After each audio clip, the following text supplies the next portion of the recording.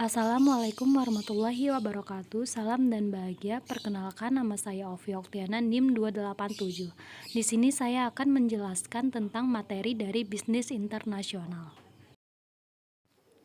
Yang pertama ada pendekatan etnosentris. Pendekatan ini berasumsi bahwa orang-orang terbaik dari negara asal yang berhak menempati posisi jajaran kepegawaian di perusahaan ekspansinya atau di negara lain.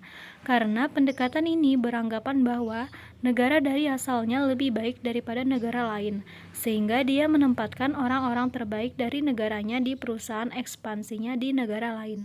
Contohnya ada perusahaan Jepang, karena dimanapun mereka beroperasi, umumnya mereka menempatkan perwakilan dari negaranya untuk menempati posisi jajaran kepegawaian di negara lain.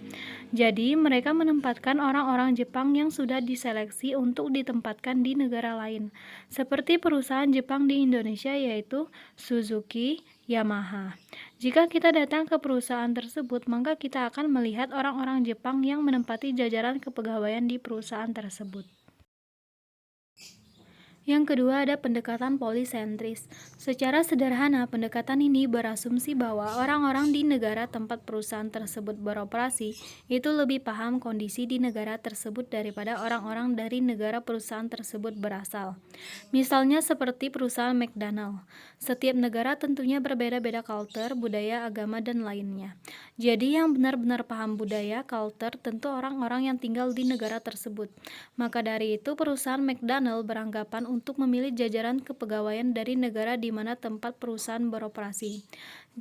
Jadi jika McDonald masuk di Indonesia, maka mereka akan memilih orang-orang Indonesia untuk jajaran kepegawaiannya, karena orang-orang Indonesia lah yang paham akan culture budaya daripada negara asal McDonald itu sendiri.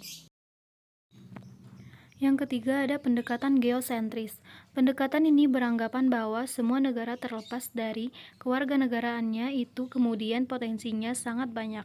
Artinya mereka bisa memilih orang-orang terbaik tanpa melihat dari mana latar belakang warga negaranya, entah itu Indonesia, Belanda, dan seterusnya. Contohnya adalah perusahaan-perusahaan dari Barat, Eropa, dan lainnya. Seperti perusahaan Tesla, dia tidak melihat dari mana asal warga negara yang bekerja di perusahaannya, tetapi dia mencari orang-orang terbaik dari seluruh dunia untuk mengisi jajaran kepegawaian di perusahaannya. Yang keempat ada pendekatan ekspatriat. Secara sederhana, pendekatan ini berasumsi bahwa seorang tenaga kerja yang bekerja di suatu wilayah yang bukan merupakan wilayahnya di mana ia tercatat menjadi penduduknya. Banyak perusahaan multinasional menggunakan ekspatriat untuk menjamin efektivitas operasi perusahaan sejalan dengan kebijakan kantor pusat.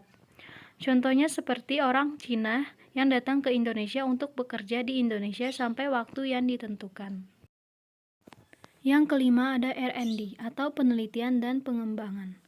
Secara sederhana, penelitian dan pengembangan tentu berasumsi bahwa di dalam suatu perusahaan perlu untuk memahami selera daripada pasar konsumen, sehingga produk yang dihasilkan adalah produk yang memenuhi kebutuhan pasar, bukan hanya asal menciptakan produk kemudian dijual di pasar. Yang keenam ada JIT atau Just in Time, yaitu integrasi dari serangkaian aktivitas desain untuk mencapai produksi volume tinggi dengan menggunakan minimum persediaan bahan baku, work in process, dan produk.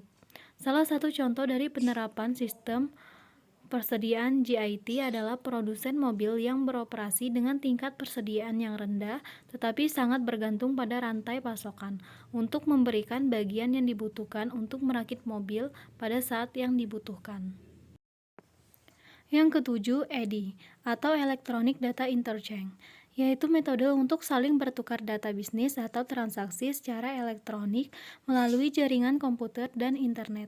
Telah banyak perusahaan yang memanfaatkan EDI agar dapat bersaing dalam pasar dunia, seperti industri kendaraan bermotor, bisnis retail, dan perguruan tinggi. Yang kedelapan ada TQM atau Total Quality Management, yaitu suatu sistem manajemen kualitas yang berfokus pada pelanggan dengan melibatkan semua level karyawan dalam melakukan peningkatan atau perbaikan yang berkesinambungan. Contohnya perusahaan pesawat terbang, rumah sakit, dan lainnya. Banyak yang menggunakan TQM untuk meningkatkan mutu jasa mereka dalam organisasi, bahkan ada yang sukses. Yang kesembilan ada SIG atau Sigma, yaitu sebuah metodologi yang populer di seluruh dunia.